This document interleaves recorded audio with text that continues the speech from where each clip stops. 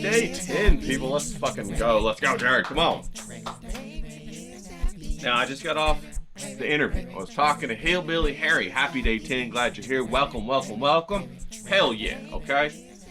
Just got off a little interview with Hillbilly Harry. I'm going to put the first half of that interview on the back half of this video right here. So if you want to watch it, jump to the end, watch it. We're talking about judo. We're talking about Jared. We're talking about Jared's journey to become, join the national judo team, to try to make the Olympics, to do competition all around the world. And how a little 5-year-old guy, with the support of his dad, launched an international judo career. Think about that. Just because he was creative and he thought he could and he applied himself and he did it, and the doors kept opening up for him, okay? That's exactly what the hell I talk about right here with this 30-day challenge. Okay, people? Hell yeah, okay? Hell yeah. Now, also last night or the other night, we had a really good talk with James. We're going to have James on again next Wednesday. Going to do live at 3 p.m. Pacific Standard Time, okay? So he's all the way over in London. We had a great chat about what the hell is going on in London, okay? And then I got a couple other people in different countries, and they're saying, hey, I got the same thing going on here, so I'm going to try and get them on, try to talk to them. They do a little dot connector, you know. Me and Hillbilly Harry, we talk about that all the time, about connecting the dots, being a conspiracy theory, get out the yarn. Turns out, no, you're just have a little bit of pattern recognition. You just see what's going on, and they poo-poo you to, hey, don't you use that brain of yours, okay? Now, this video might be uploaded a little bit late today, got to be honest about that. I was in the middle of talking to Hillbilly Harry, and they just plumb cut off the internet for the whole area that I'm in. Everybody went outside. Oh my God, the internet's off. Is this what outside looks like? Is this what grass is? They couldn't believe it. And I'm sitting here like, oh, Jesus Christ. You know what I'm saying? What the hell's going on with these people? They're drones already. You know what I'm saying? And they cut that internet off. You lose your X, you lose your Discord, you lose your scroll ability, and all of a sudden you're just left with your own intrusive thoughts, and you're trying to figure out how to kill yourself. Well, not really, okay? Sorry, YouTube, how to self-delete, as they do up there in Canada. You know what I'm saying? We got Amazing Polly talking about that. You got Ryan Stone up there talking about that. He's got some great books too. Check him out. But pretty crazy, pretty crazy. Now, that's why we're doing these 30-day challenges, people. Why? You don't want somebody else in control of the portal. You get me? You're going through a portal whether you want to or not. Don't you understand that yet? Whether you're going to, I'm going to sit there and scroll for 3 hours on my ticker talker. And why? Think about the level of entertainment that you're watching. It's like you're eating fortune cookies trying to get to the fortune all the time. All you're eating is this shit, right? Or you're sitting there on your TV or trying to get into that entertainment on the TV. And have you guys noticed that all the TV sucks now? Fucking sucks. What happened to it? There used to be a time when movies came out and you were like, oh, I can't wait to see that movie. Oh, hell yeah. Bro, I remember when Jurassic Park dropped, the first one. Bro, that shit right there was in the movie theater for like fucking almost a year. That whole summer, people were going back because that was that pure cocaine I'm talking about, right? It blew your lid. You went in there, you got your cup of popcorn. I remember I went in there with my buddy and my brother. It was so good. My brother had to go pee. He didn't go pee though. He got out his cup of all the Coke he drank and sat there in the movie theater and filled that cup up right there. It was pretty, he didn't want to miss any of the dinosaur action. That was pretty funny. He set that pea cup right down right there.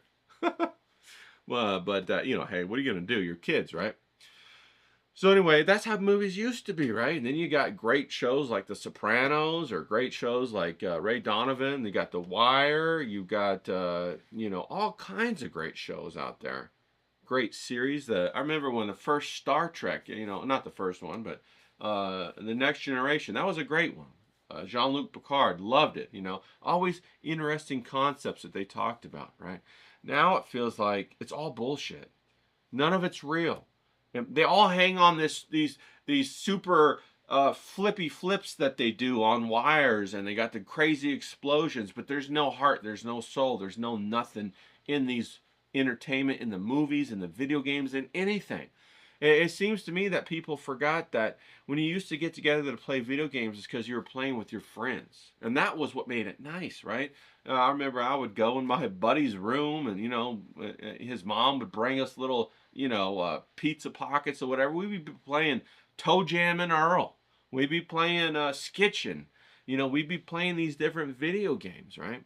We'd be playing, you know, Mario 64. We'd be playing first PlayStation, Twisted Metal. You know, and it was all about, you know, everybody having a good time together. You know, it was all about that. We were playing GoldenEye, right?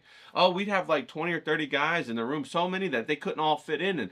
And the winner stays, you know, and the other 3 guys, because there was 4 players, the other 3 guys would rotate out. So 3 new guys come in. And the winners, and, you know, it was fucking awesome. It was camaraderie. It was exciting, you know. It was fantastic. And so, you know, that's a portal that you're going through in order to experience that with your friends. But slowly they stripped all that out until it's just you sitting in your room with all these damn empty cups like Osmongold. I fucking love Osmongold, don't get me wrong. But he's all by himself in there. And, you know, now it seems like he's starting to venture out. And I'm loving that for him. I really am. I think he's a fantastic person, all right? But don't you find yourself in that situation where your only portal is what they provide to you, bro? That video game or that Discord or whatever it is your only portal. So as soon as you behave, or as soon as they decide to, they cut that stuff off, lickety split, and you're left alone to reflect on your emaciated psychology.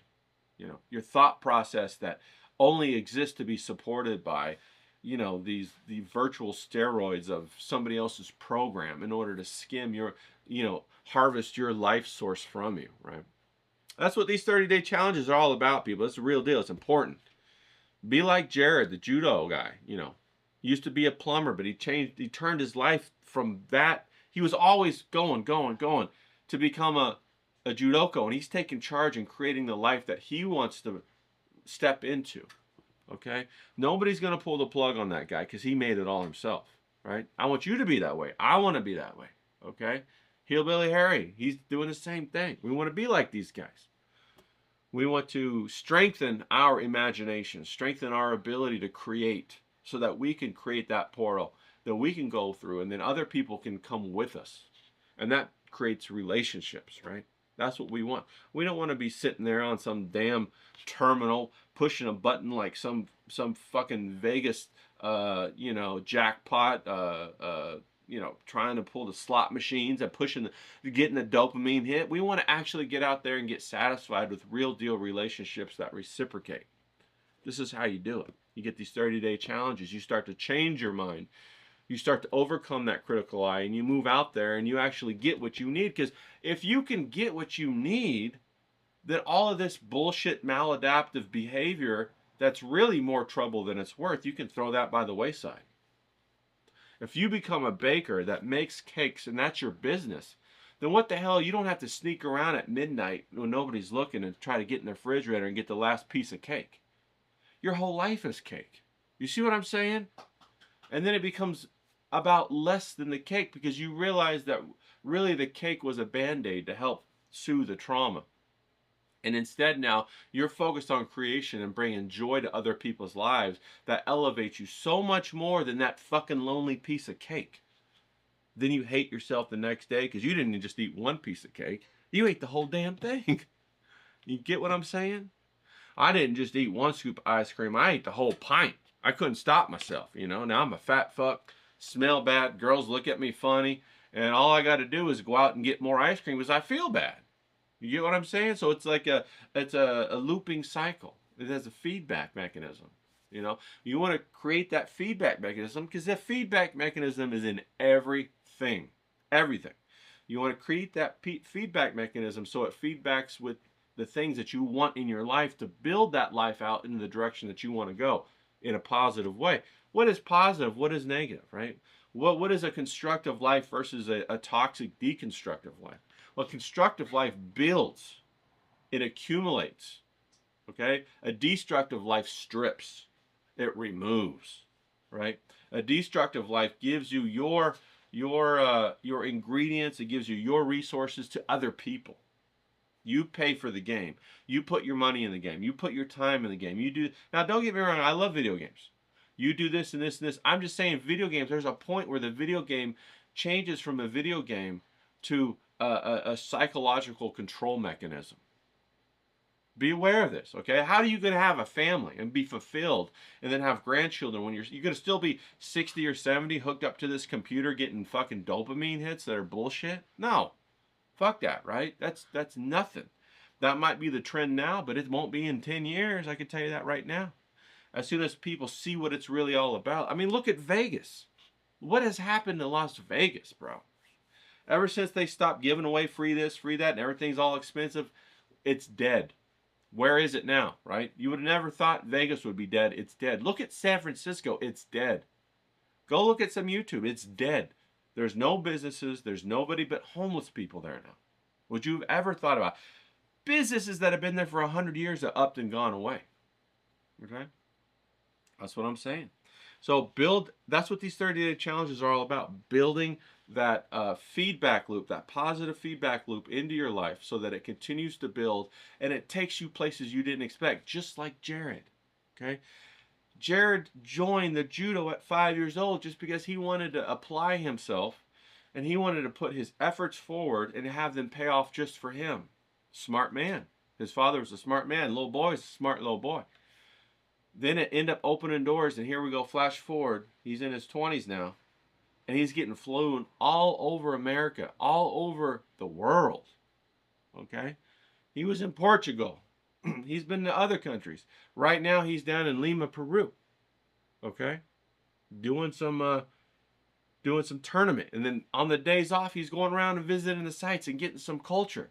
He's becoming a well-traveled man. He's going to have something to offer. He's going to be able to put more into his children, just like his father put into him. And that's a beautiful thing. That's what it's all about. That's what life's all about. That's what these 30-day challenges are all about. Okay? So, welcome, day 10. Glad you're here. Take a sip of whatever you got. Get your Let's Go Jared mug out. Let's fucking go, Jared. If you want a Let's Go Jared mug, go get one, bro. They're on my site. Okay? I do it through Zazzle. I don't make a whole bunch of money off these things. They're there for a touchstone so that you can be a part of a support system, so that you can be included through you supporting somebody else. That's what this is about. To take a picture and to send it to Hillbilly Harry and say, hey, look, I'm supporting your boy. Because your boy is a representation of what men should be in this world. That's what it's all about. That's what this is. That's why we're supporting him.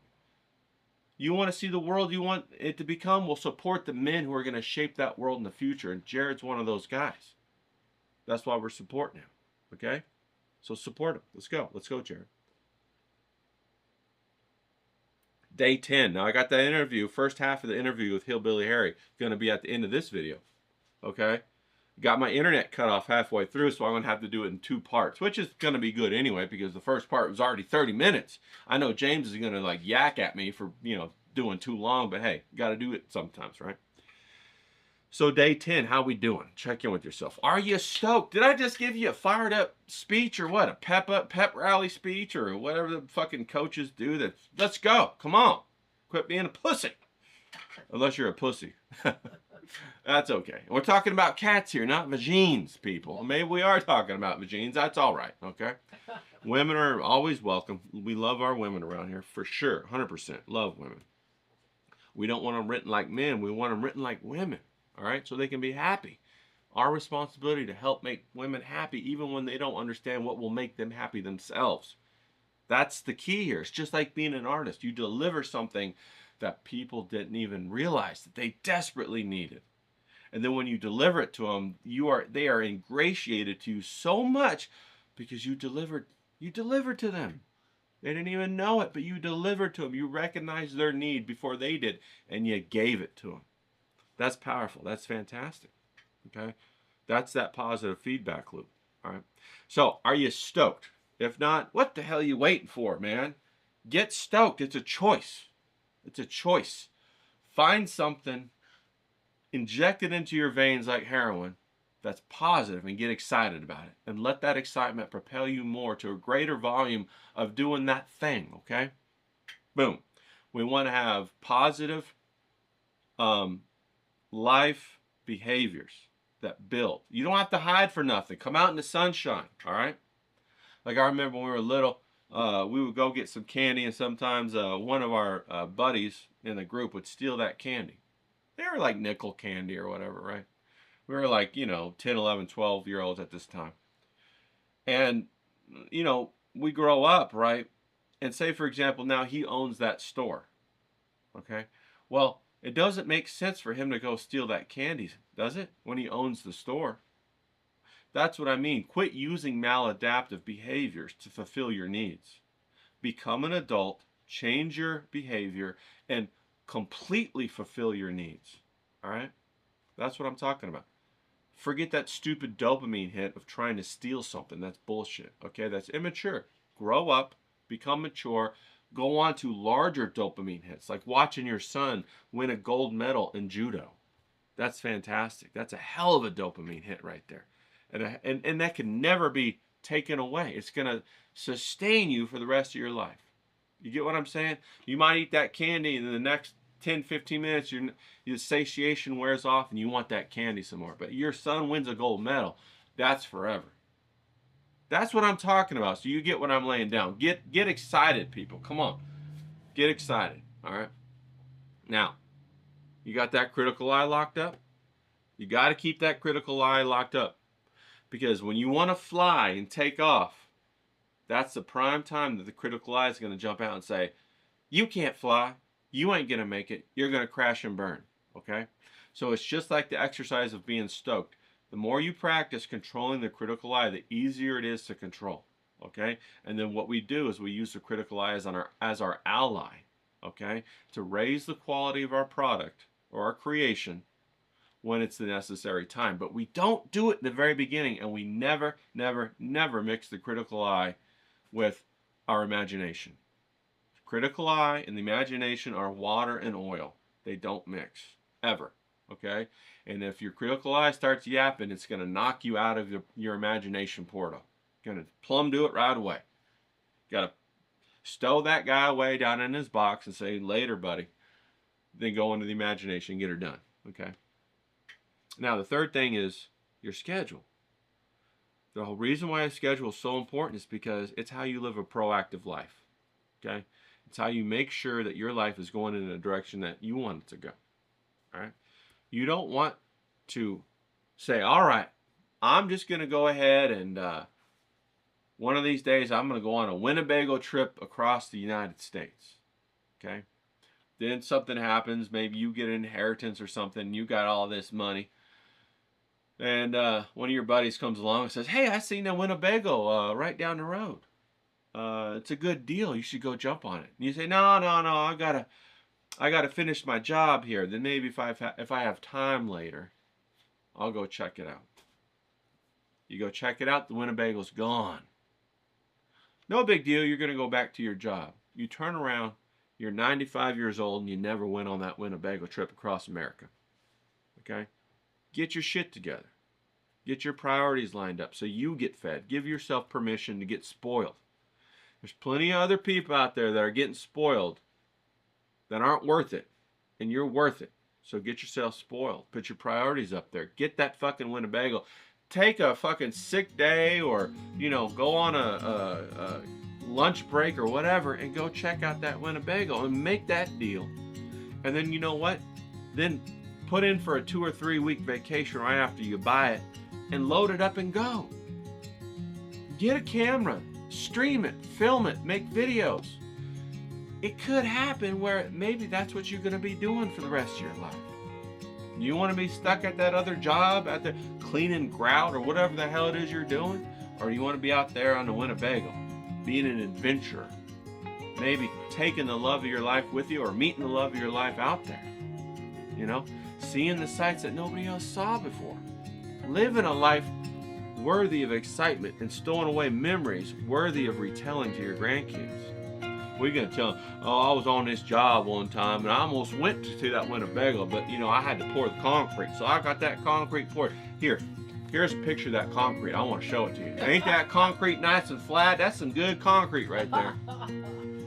Or do you want to be the guy that says, I'll tell you what, there was this day when we were pouring concrete, my buddy.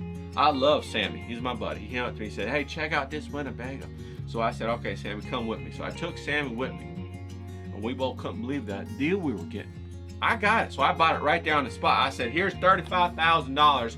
Boom, right there. And I took that Winnebago. And then you know what me and Sammy did? I said, Sammy, why don't you come with me on this trip?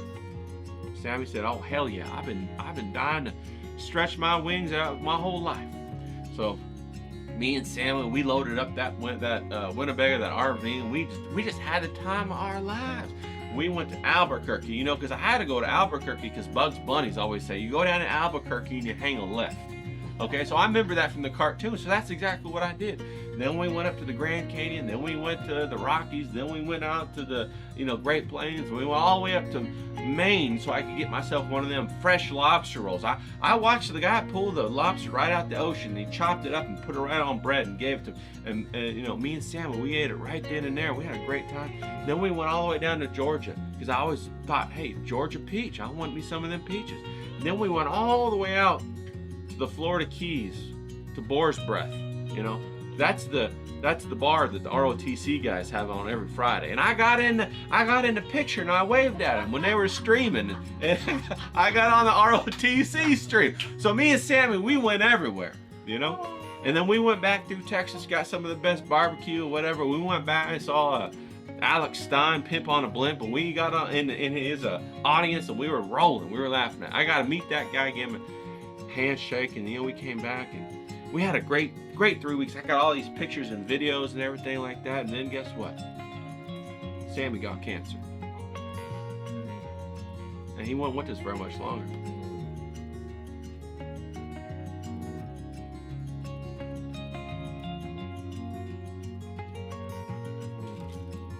But that was the greatest 3 weeks we had.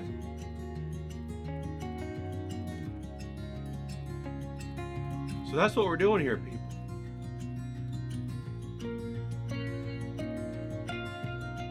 Real stuff. Okay? You emote real emotion. You get what I'm saying? And that's what you want to put in your writing. You know? You want to put that right into your writing because that's what you want to hit people with. Okay? Now we're going to come back here and we're going to get on to our, you know, our little exercise here. All right. So you got your little paper out here. We're going to relax for a minute. All right.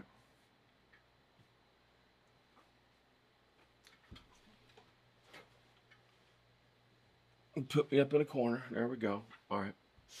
Got my cameraman over there. Got a little thing what we're going to do, and I want you to take a couple deep breaths. I'm going to cobble this video back together. You know, we had a energetic day full of twists and turns, and that's always good. It's a gift, you know. It's a gift. Every time you make a mistake, it's a gift because the gift adds reality. It adds life to whatever it is that you're creating. Okay, so look at it that way. The worst thing you can do is induce anxiety. Okay, so take a couple deep breaths. Take a breath, stretch it out, take a breath, take a breath. And I want you to go into your memory bank, okay? Take a breath, relax, slow your heart down, go into your memory bank, all right? Now I want you to have it go through your memory bank. I want you to find a time when you failed, okay? Find a time when you failed, when you had a mistake, when you blew it. Something like along those lines, okay? Now, I want you to think about it, okay? You lock it into your mind, and there's a object or something associated with it, with something that you feel. Like, I'm going to tell you what mine is, okay? So I was in my freshman year of engineering school, okay? And I remember they made this big deal, right? This big deal.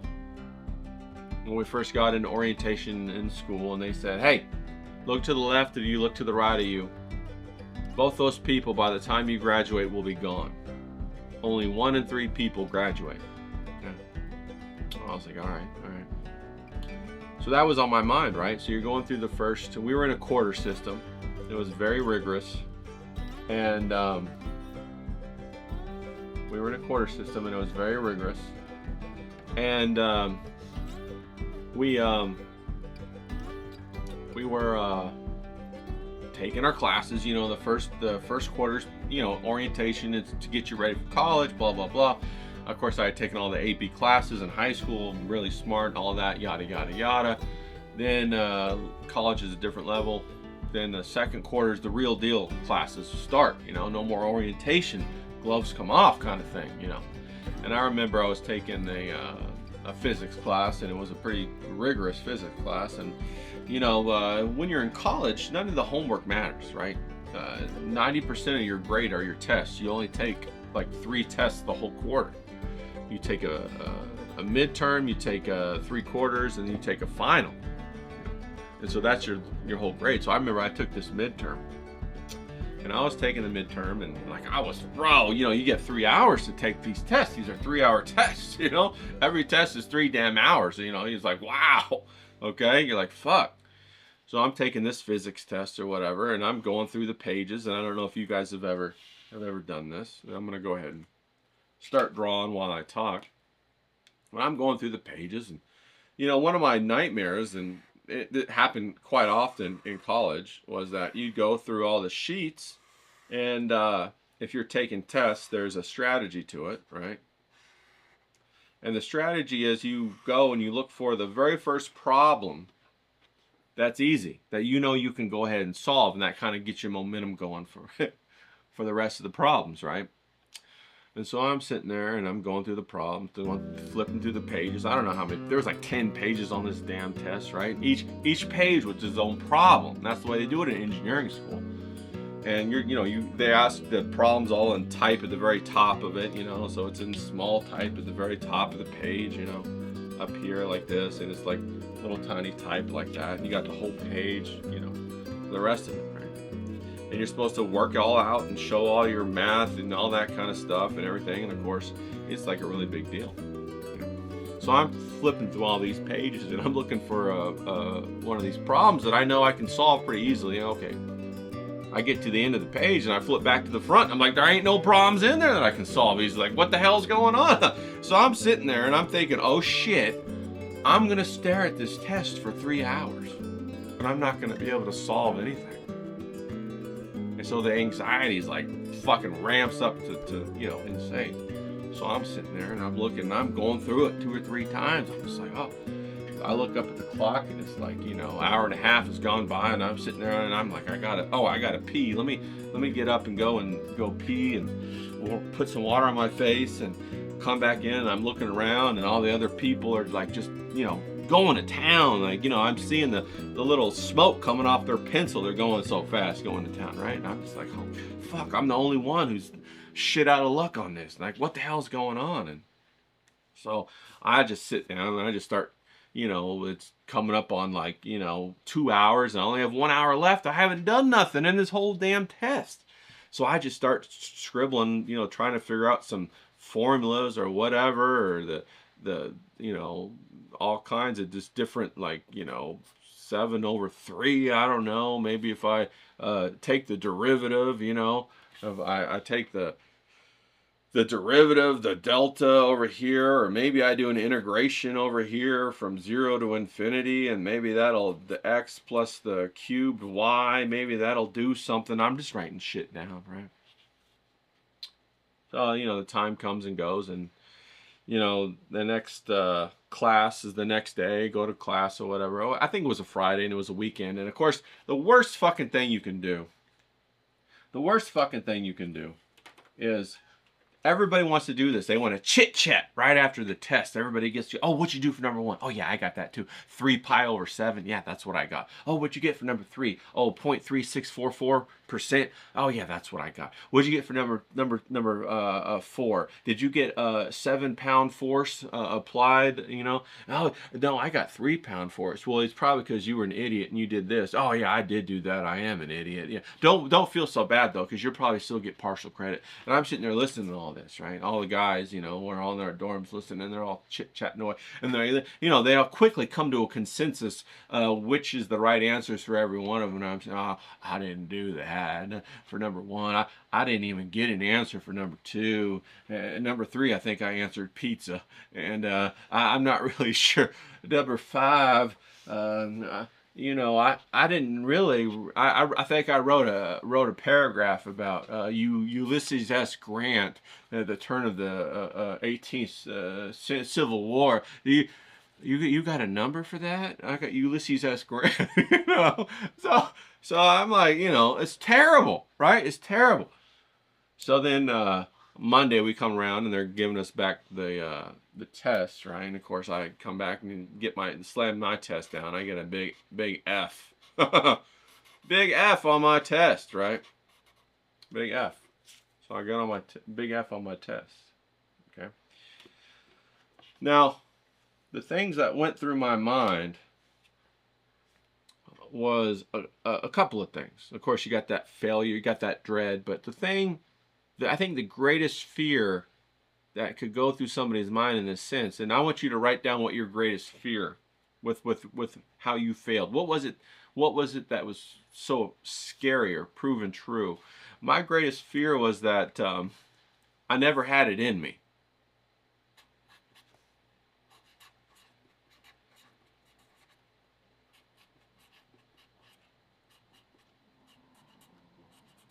That was my greatest fear, that I never had it in me. Okay, this is day 10. I never had it in me. Okay, that was my greatest fear on my test, my physics test. Never had it in me. Now come back up to camera 1 if you could. So that was my greatest fear, that I never had it in me. And even though I tried and tried and tried, I was never going to succeed. So at that point, I had to cross Rubicon. Okay, I had to make a decision. Of course, I called my mom. I don't know if I could do this. You know, I had one of them come to Jesus phone calls, right? And she gave me all the support and all that good stuff and whatever. And so I went back to my room and I sat there and I thought, well, I don't know if I can do this. And then there was a little thought in the back of my mind. And the thought was this: come hell or high water, you're going to make it. And I said, okay. So then after that, I went out and I figured out, how in the hell am I going to do this? And I went out and I found tutors. I played baseball at the time in college, and I would go to baseball practice. After baseball practice, I'd come home, I'd take a shower. I'd go and spend 2 to 3 hours in a tutor session in the learning center with a tutor. And I did that for 2 years. Okay, so I woke up early, 6 in the morning, went and worked out with the baseball team, ate breakfast, went to class until 4 or 5. Then I went and had baseball practice from 5 to 6 to 7. Then I went to the tutor session until 10 o'clock at night. 10 o'clock at night, I'd come back to my dorm and I'd do homework until 2 in the morning. And, you know, play some grab ass with the guys and all that good stuff too. And that was my schedule for 2 years. Okay? That was my version of come hell or high water. All right? Now, I want you to think about, what was it that you failed at, and what was that greatest fear? Because that's what we're after here. So write that down. And then I want you to go into your portal of your imagination, and I want you to relive it, and I want you to write it down, a paragraph in your notebook. All right, now I'm going to put this video together, and right after this, we're going to have the first part of the interview that I had with Hillbilly Harry's dad. Hillbilly Harry, Jared's dad. Okay, so hope that kicks some ass, and hope you enjoy it. And let's get after it. Come on now, let's go.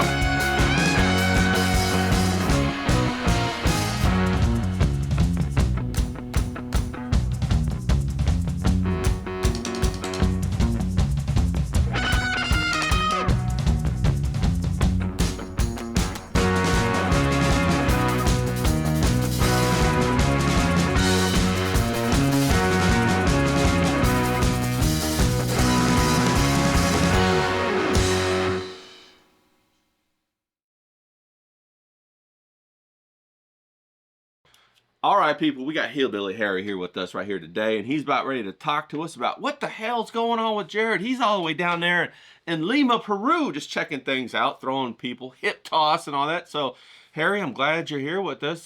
Thanks for joining us. Glad to be here. Glad to be here.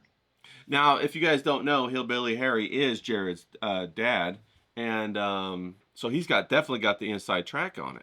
Now, for those of us that don't know or haven't followed, give us a little bit of background on Jared's little bit of journey through how he came to find judo and what happened. Sure. Well, I was just putting the boy in sports through the city. Okay. Just trying to find him a sport, be it a ball sport or whatever. At $20 a sport, you can't go wrong. Right. And through the city, his first sensei had a judo class. I didn't even really know what judo was. I just knew it was Right. a martial art. I wanted him to be able to handle himself when he got older. Okay. And so I put him in that, and it took off. He loved it. And to progress, you had to go up in rank. You had to do a tournament, so you Okay. knew what it felt like to do judo against somebody who didn't want you to do it. And that's the real test, isn't it? Having like a tournament where I mean, you're gonna get measured. You get that anxiety and then that excitement just going. Oh yeah. Tournaments are you can practice it all day long, but Right. until you actually try to use it, you realize where you're at in the Right. sport. 100% agree. And yeah, so we went to our first tournament, and he did okay. He won two, lost two, Now, but about in point, how old is he at this point? Would you say he is five. Five, yeah, five. He's 5? 5 years old. Wow, we got our Let's Go Jared mugs all here too. But wow, 5. That's incredible. Okay, go on. Sorry to interrupt you.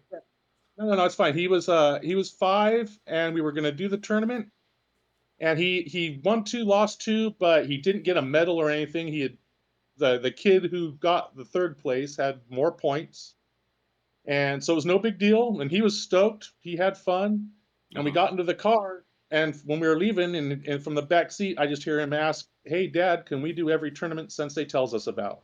Wow, And there you go. and, and after that, we were on every tournament. In fact, I was the one that was going and finding the tournaments and letting Sensei know, "Hey, there's a tournament coming up." That's But awesome. That's yeah, awesome. and his Sensei was great. His Yeah. Sensei was the type of guy. The old guy who started our first dojo. It was he's in the Hall of Fame. He's a so the dojo came with some lineage and stuff. So he loved that Jared wanted to compete constantly, and we Wow. did that for a while. And the age rankings went from like the 5-6 and then 6-7, Yeah. or it went 5-6 and then 7-8. Mm-hmm. Well, we went to a tournament when he was 6, and he was about to turn 7, so he was going to go up in different into a higher category, higher age bracket. Right. So we signed him up for a second division when he was 6. So we did this 5-6 and then 7-8 division. Okay. And after that, we just started doing two divisions. So when he was 7 and 8, he'd also go up to 9-10. Wow. And so we just started doing two divisions since he was, 6 years old, 7 years old. So you were just like And the he big time promoter. You were just like helping him get hooked up in all of these different competitions, and he was just loving it. And you guys were going along, just hip tossing people and throwing them and all that good stuff. And he got up until the point where he really was like, "I want to go further," or what happened? well, he got up to he we were really involved all the way up until junior high. Okay. And none of his friends knew, and he never talked about this stuff to his friends. He Oh, was just okay. come home and do his thing, and have go off and skate with his buddies like a normal guy. Nobody Yeah. really knew he was in judo. Did And anybody did he ever tell you why he liked it so much? Like, did he say, "Dad, I just love the competition," or I love the chess match of trying to think about it," or what was it that he really locked into? I think he liked, I really think he liked working hard for it and seeing it pay off, because Okay, yeah, wow, he was always a bigger kid. right? Uh-huh. He's a tall kid, and his size was bigger, so sometimes they didn't have people for him, so he'd have to go Uh, up in age and rank and stuff. He's always fighting people bigger, mhm. and Older, yeah. yeah, yeah, and much older. I mean, when he was 11 years old, he was fighting. He had to fight against a guy. I mean, he was the guy was a novice, but he was in his 20s. This guy twice Yeah. his I mean, age. come on, right? That's He had to ridiculous. go out. Well, Jared ended up winning, That's and, and, crazy. A and people were 20-year-old sitting there. gets beat by an 11-year-old? That's nuts. Yeah, yeah. I mean, like they were about the same in abilities, right? Okay. Well, I Just the mean, I feel bad for that 20-year-old then. I got to be honest, oh, bro. oh yeah, no, it was amazing. We were sitting there in the crowd, and people were amazed by it, and they're like, "Oh, who's that kid?" Like, Yeah, "Oh, yeah. that's my boy." And the people in Southern California are the people who throw most of the tournaments. They got to know us because you know, first of all, we would be doing two divisions, and they wouldn't have somebody for the Jared to go up against. Yeah. So I was always getting called up to the pooling table so we got to know all of these people, and I got to know all of the referees. But we did that until about junior high, Okay. and he wanted to do school sports. I mean, even in junior high, he would join like the basketball team and the volleyball teams. We Yeah, were of fitting that course. stuff in. We're Yeah. fitting that stuff in with still doing judo 3 nights a week. Yeah. And when high school came, he said, "I don't want to do judo anymore. I want to try wrestling."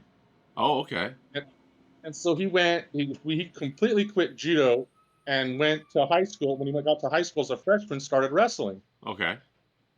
and he won league as a freshman in wrestling Wow, that's great. without knowing how to wrestle. He just used Yeah. his judo most of the Yeah, time, yeah. and so he wrestled for, well, it would have been 4 years, but COVID hit his senior year. Oh. Right, right. So that was a big bummer, Yeah, that's a because he killer, was, bro. That's terrible. On your yeah, yeah. Oh no, senior he was, year? That's yeah. insane. Well, his junior year, when we were at tournaments, wrestling tournaments, I was seeing these people talking to Jared. So I'd go up to the people that had talked to Jared and said, "Why are you talking to the boy?" Yeah. Well, come to find out, these were local colleges that were talking to Oh. the boy Yeah, and yeah. looking at him. Yeah. But then the senior year came around, they canceled the wrestling, Oof.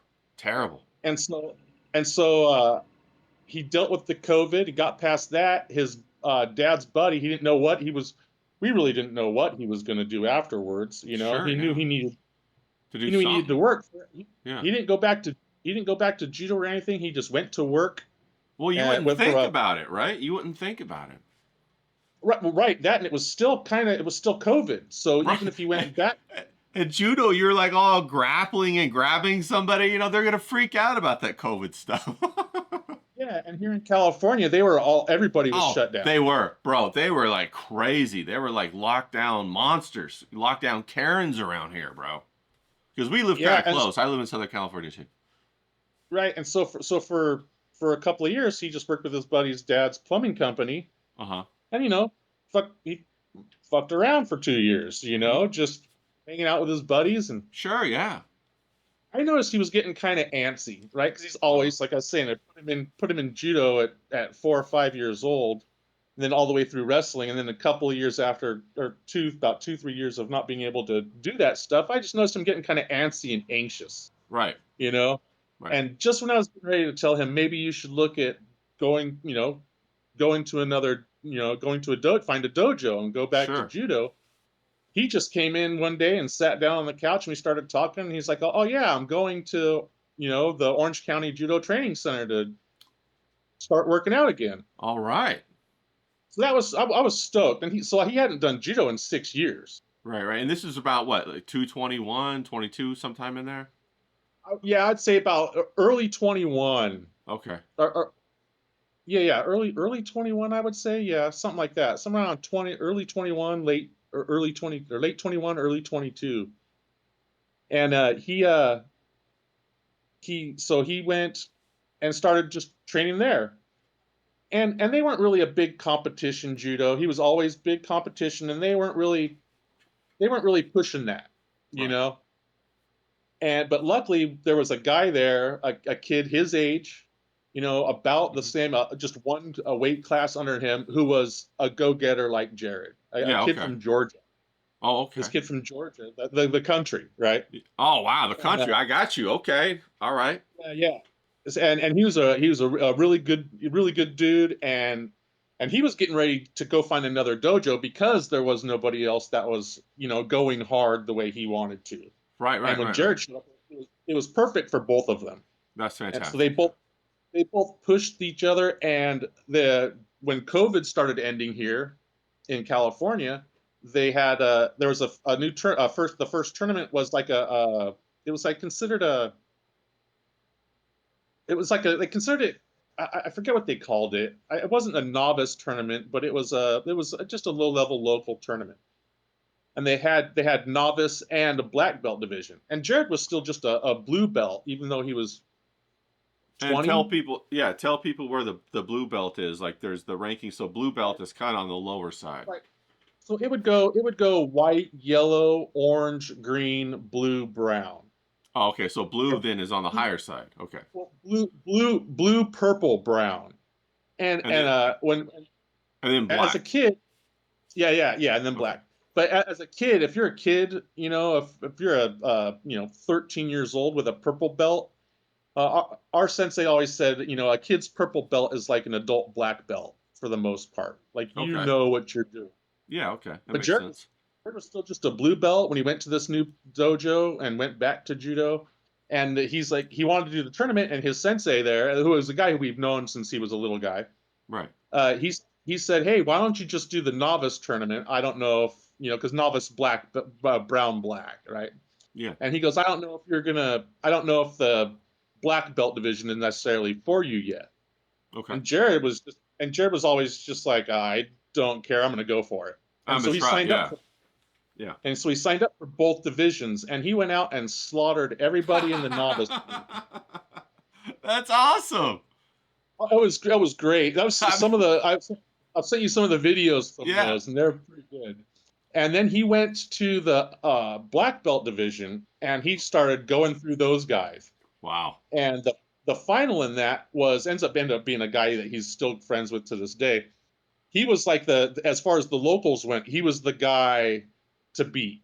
He was Okay. the one that was planned on beating everybody every tournament. Right. And Jared caught him and beat him, Nice. and it was great. And after that, after Jared did that, in his mind, it was on. I Yeah. can Yeah. For I sure. I can do this. Right. Yeah, and so so that was when he started taking it seriously. Him and the guy from Georgia, uh, they would go up to L.A. Tenry, which is run by this guy Takuzo Takahashi, Okay. and he's a legend in Japan. Everybody knows him, Wow. Okay. and so they started going up there just for a workout every once in a while. While they still stayed down here. Yeah. Because it's like the because we're in Orange County, so Yeah. like Yeah. the dojo down here was 10 minutes away.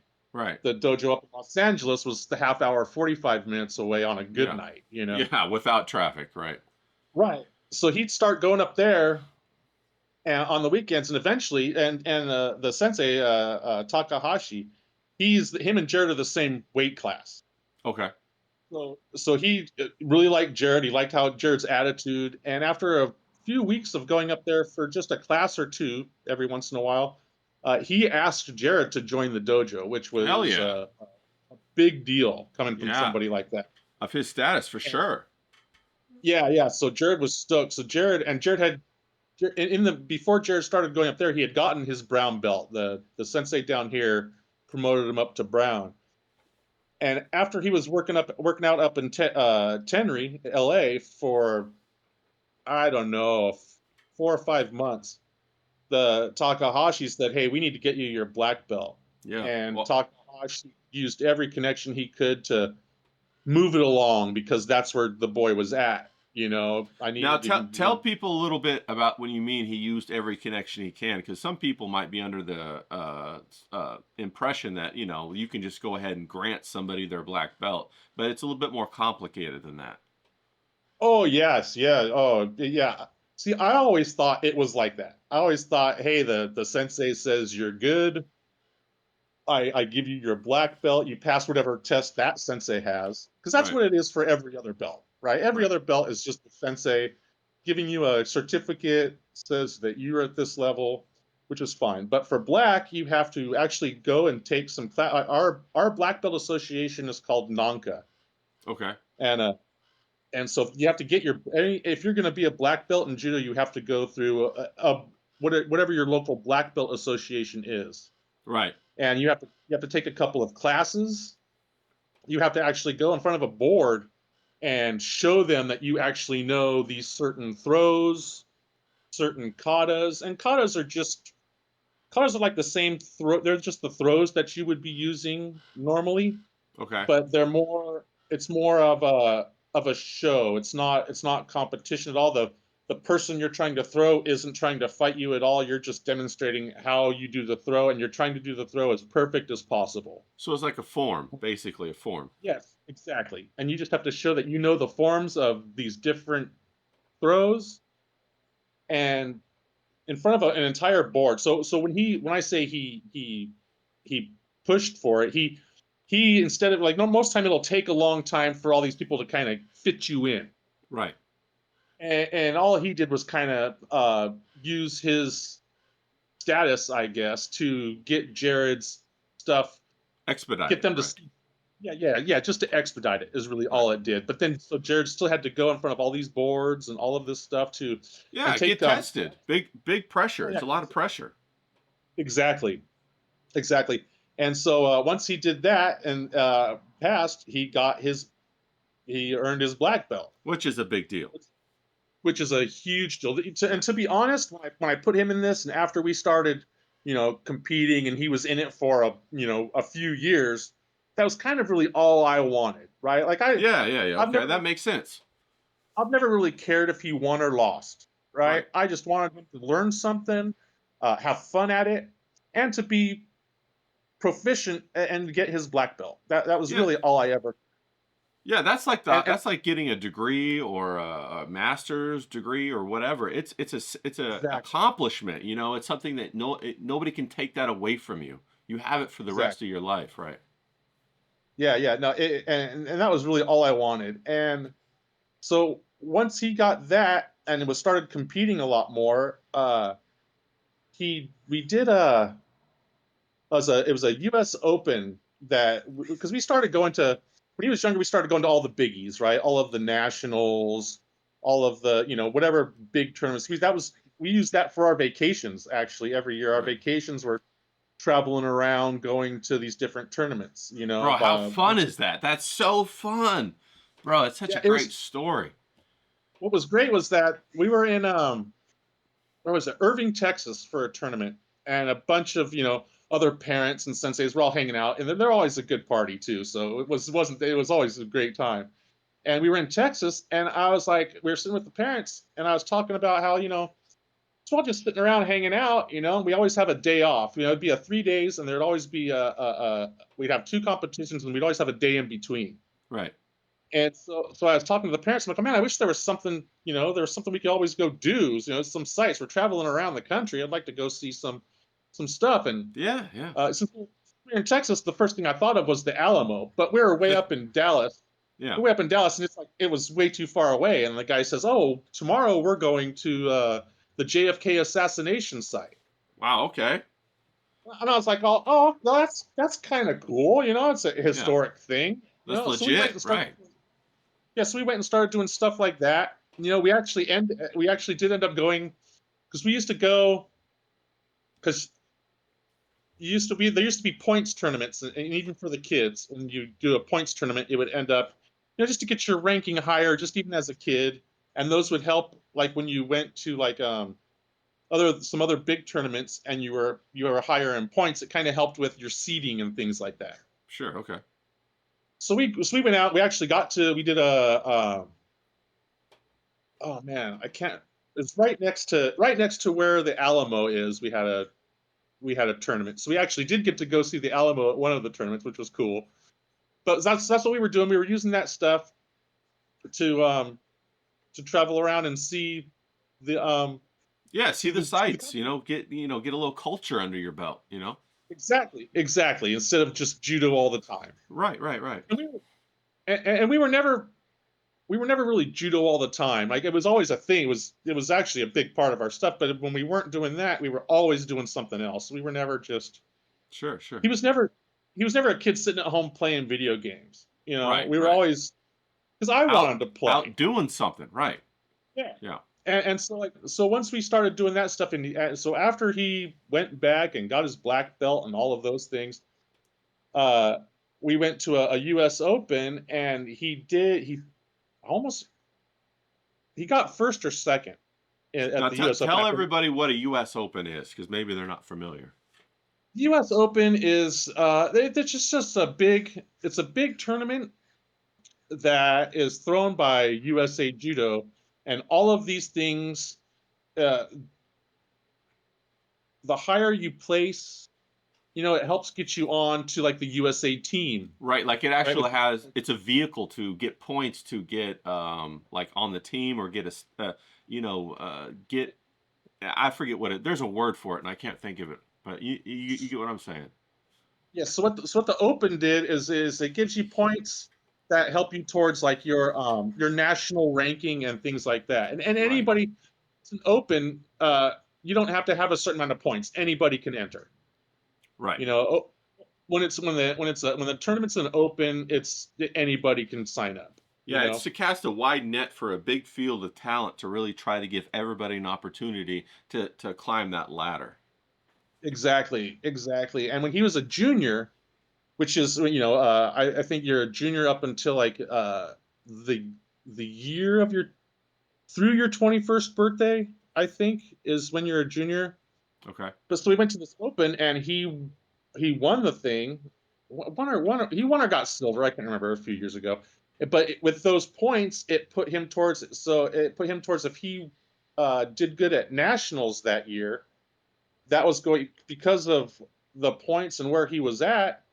It was going to give him an opportunity to go to make the team and go to junior world championships.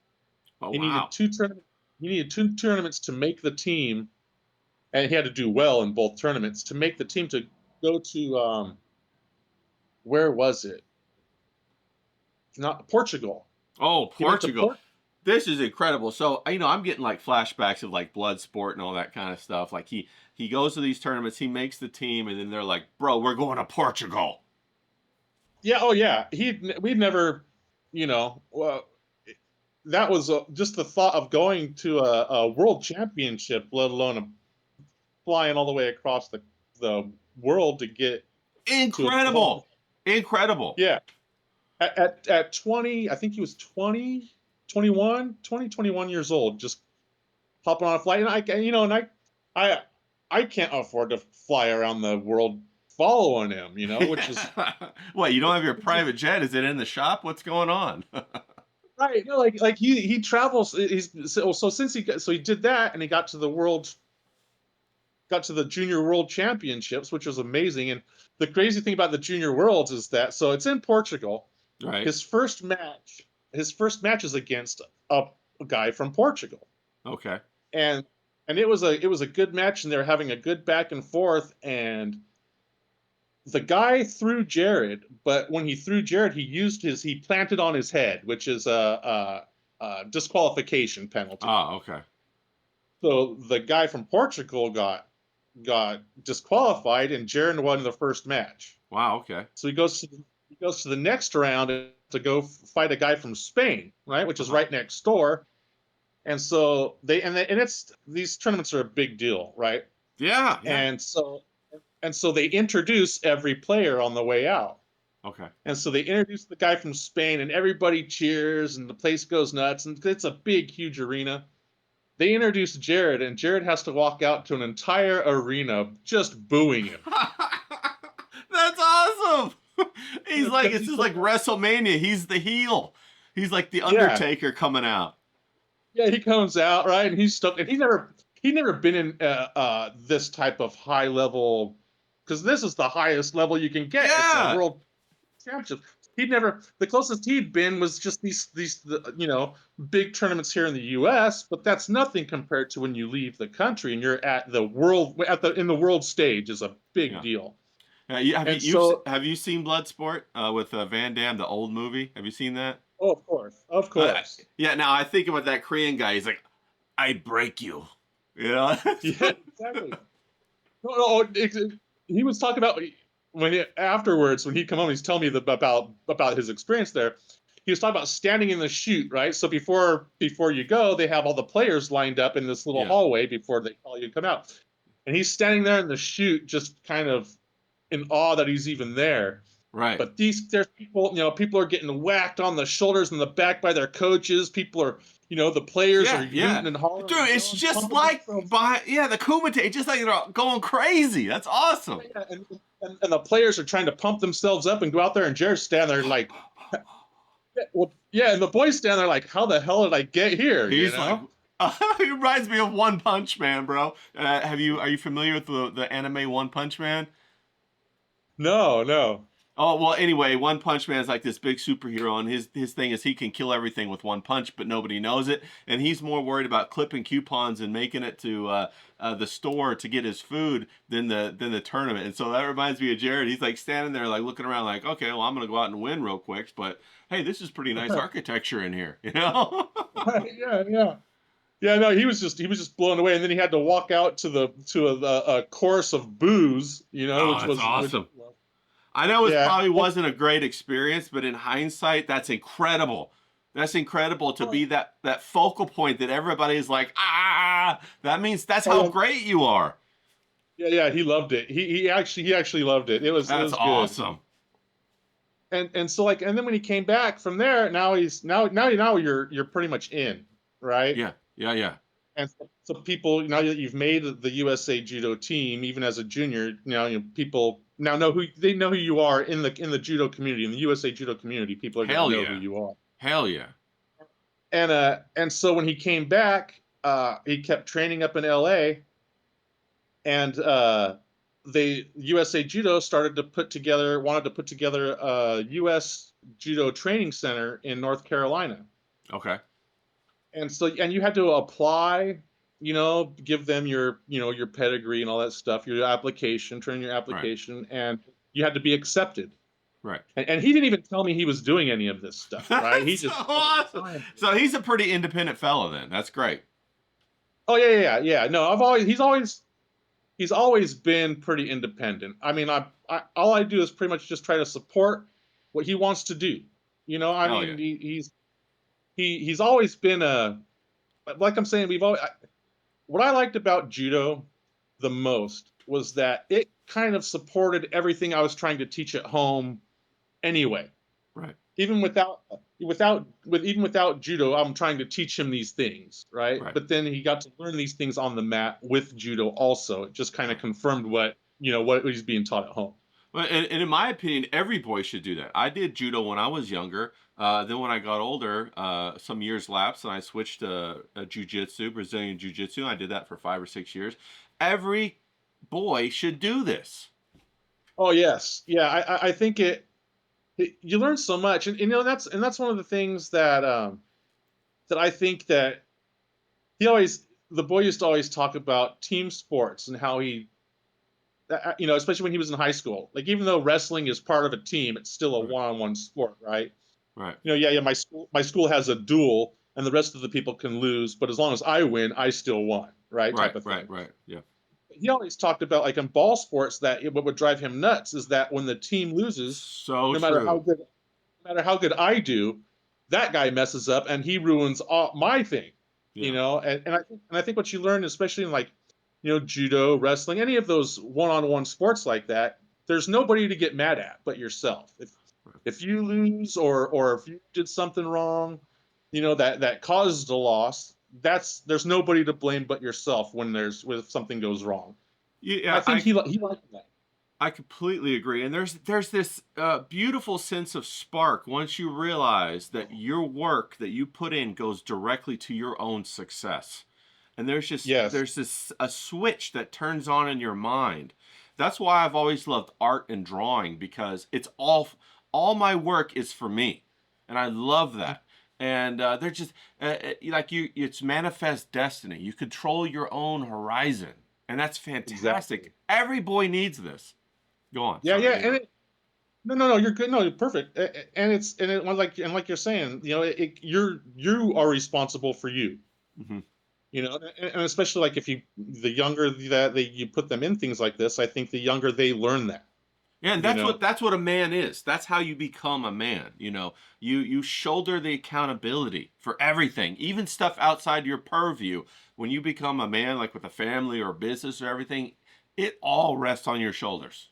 Period. exactly, exactly, yeah. And like I'm saying, so the boy did all that stuff. He signed up for this thing, and they even had because it was all brand new. It wasn't an established thing. It was something they were just starting. I want to say Fantastic.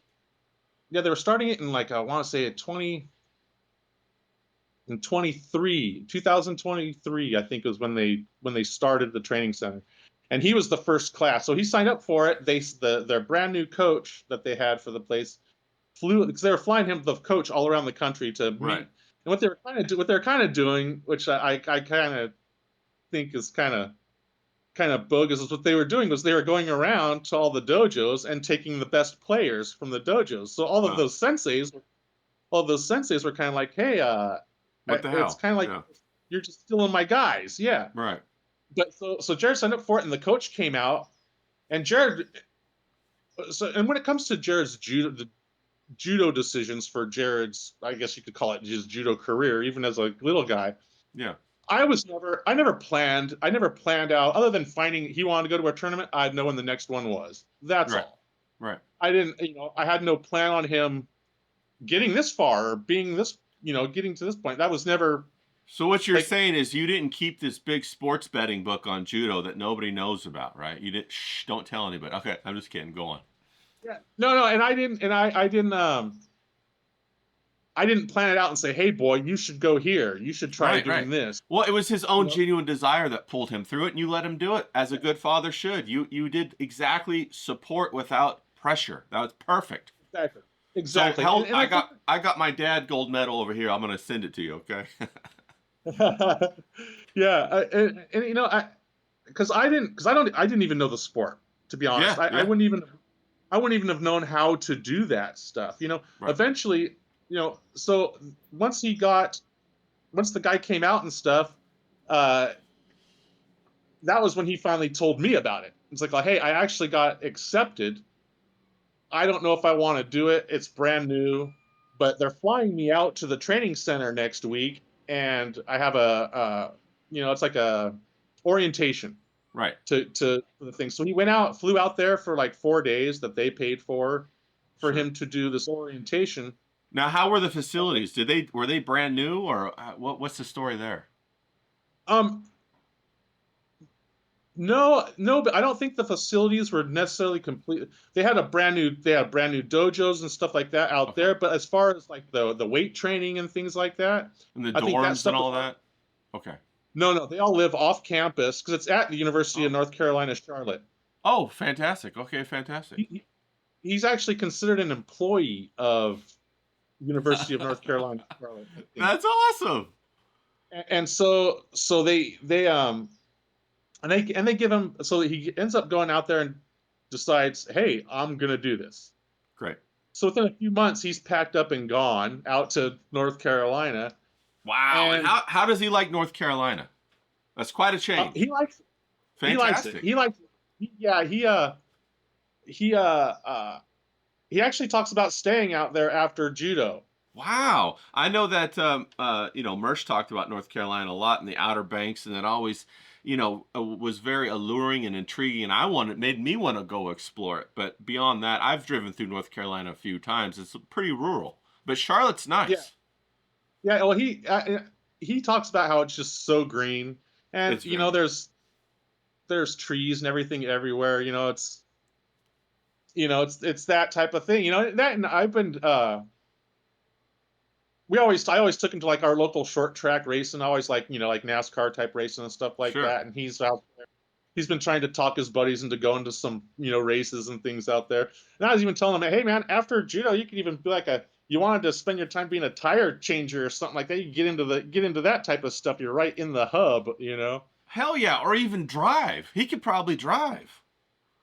Yeah, well, I think a lot of that stuff is like you gotta really know people to get into that type of seat. Probably, but I would. Hey, So there's a lot of people that. Oh, I agree with you. Let's just move. Yeah, I yeah, agree. his main reason for going out to North Carolina to begin with was because if he wanted his judo career to go further, if he wanted to do more than just U.S. and be local in the United States, he was going to have to travel, Yeah, and do these bigger tournaments around the world. And right. there was no way, there was just no way we could afford it. I mean, I'm Sure. I'm a Yeah. I'm a carpenter, Yeah. and I'm not rich by any means. Yeah. And he was working, and he's been working himself that entire before he went out to North Carolina. He was a plumber. Yeah. He was a You know, plumber that turned into the judoka.